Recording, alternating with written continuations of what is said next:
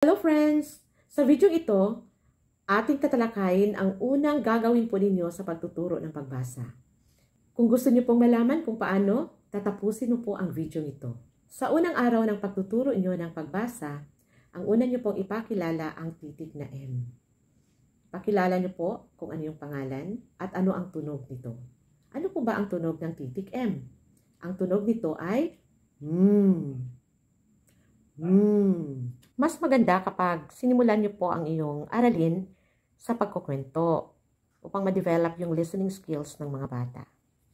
Lang dito, kilalanin ng bata kung ano-ano po ba yung mga larawan na nagsisimula sa tunog na Makikita natin, wala pa tayong text dito. Kasi alam naman natin, mag-picture reading lang yung mga bata. Then pagkatapos, mayroon tayo ditong pagsasanaywan. Bilugan ang mga larawan nagsisimula sa tunog na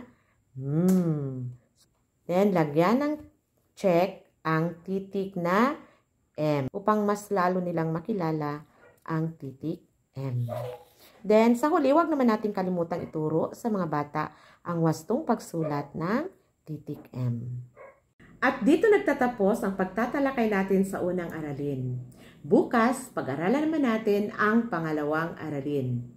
Kung nagustuhan niyo po ang video ito, paki-like, share, and comment down below upang ganahan pa tayong gagawa ng video.